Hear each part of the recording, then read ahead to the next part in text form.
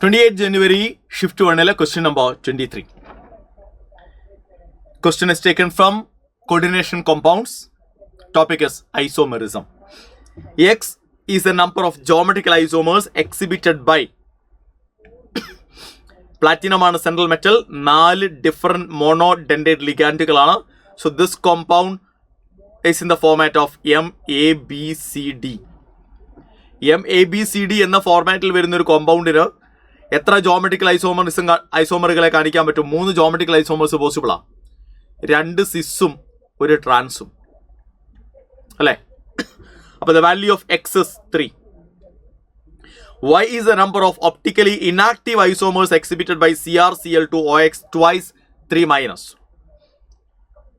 ഇത് M AA twice B2 എന്ന ഫോർമാറ്റിൽ വരുന്ന ഒരു കോംപ്ലക്സ് ആണ്. ഇത്തരം കോംപ്ലക്സുകൾക്ക് 2 ജോമെട്രിക്കൽ ഐസോമേഴ്സ് പോസിബിൾ ആണ്. സിസ് ഫോമും പോസിബിൾ ആണ്, ട്രാൻസ്ഫോമും പോസിബിൾ ആണ്.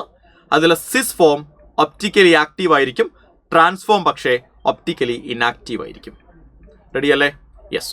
അപ്പോൾ ചോദ്യം y is the number of optically inactive isomers exhibited by എന്നാണ്. So y is equal to 1.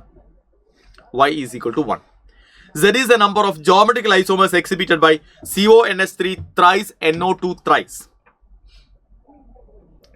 M A3B3 എന്ന ഫോർമാറ്റ് ആണ്. ഇങ്ങനൊരു കോംപ്ലക്സിന് നോർമലി 2 ജോമെട്രിക്കൽ ഐസോമേഴ്സ് ആണ് പോസിബിൾ ആവുക. ഒരാൾ നമ്മൾ ഫേഷ്യൽ ഐസോമർ അഥവാ ഫാക്ക് ഐസോമർ എന്നും, രണ്ടാമത്തവനെ നമ്മൾ മെറിഡിയൻ ഐസോമർ അഥവാ മെർ ഐസോമർ നമ്മൾ വിളിക്കും. നിങ്ങൾക്കറിയാം അതിൻ്റെ ഐസോമറിസം സ്ട്രക്ചേഴ്സും കാര്യങ്ങളൊക്കെ നിങ്ങൾക്ക് നന്നായിട്ട് അറിയാം എന്നാണ് ഞാൻ വിശ്വസിക്കുന്നത്. അപ്പോൾ അവിടെ 2 ആണ്. അപ്പോൾ Z എന്ന് പറയുന്നത് 2 ആണ്. X plus Y plus Z എത്രയാണ്? X is 3, Y is 1, Z is 2. Therefore the right answer is 6 എന്ന ആൻസർ കിട്ടും.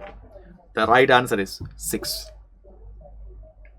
റെഡി അല്ലേ? അപ്പോൾ ഞാനിതൊന്നും വരയ്ക്കുന്നില്ല, കാരണം നിങ്ങൾക്ക് ഇതൊക്കെ അറിയാം എന്നുകൊണ്ടാണ് ഞാനൊന്നും വരയ്ക്കാത്തത്. റെഡിയാണല്ലോടാ?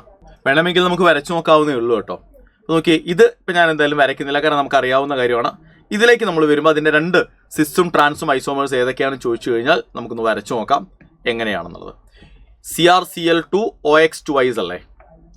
CrCl2OX twice, okay, 3 minus.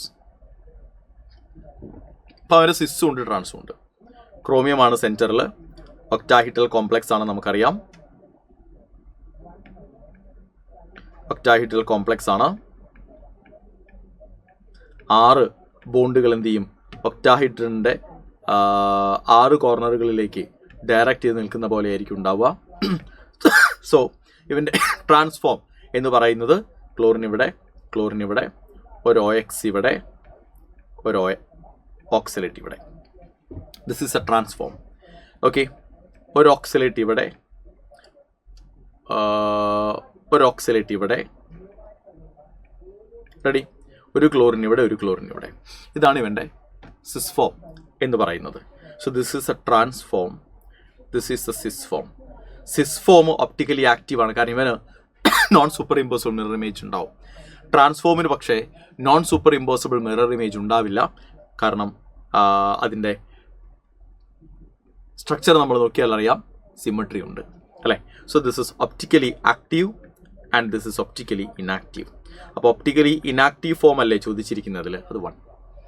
ഇനി അതിൽ തന്നെ അടുത്ത കേസ് കൂടി നമുക്കൊന്ന് നോക്കാം. MA3B3 എന്ന ഫോർമാറ്റിൽ വരുന്ന കോംപ്ലക്സ് ആണ്. റെഡി? കോംപ്ലക്സ് ആരായിരുന്നു? CONS3 thrice NO2 thrice ആയിരുന്നു.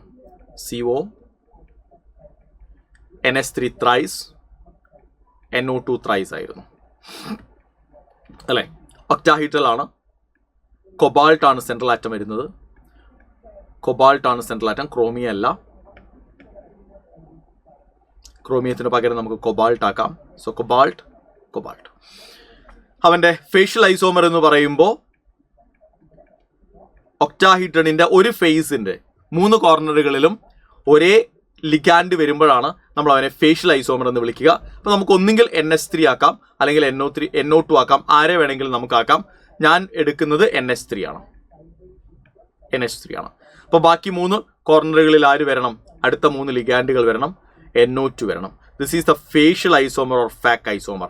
കാരണം ഈ കാണിച്ചിരിക്കുന്ന ഒക്ടാഹീഡ്രൻ്റെ ഒരു ഫേസ്, ആ ഒരു ഫേസിന്റെ 3 കോർണറുകളിലും ആരാണ് വരുന്നത്? അമിനോ ഗ്രൂപ്പാണ്. ഒരേ ഗ്രൂപ്പ്, ഒരേ ലിഗാൻഡ് ആണ്.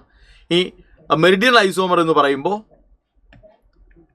NH3 NH3 NH3 അല്ലേ, NO2 NO2 NO2. ഇതാണ് ഇതിന്റെ മെറിഡിയണൽ ഐസോമർ അഥവാ മെർ ഐസോമർ. റെഡി അല്ലേ? ഇത്രയേ ഉള്ളൂ. അപ്പോൾ നമ്മുടെ answer, so 6 is the right answer. 3 + 1 + 2, 6 is the right answer.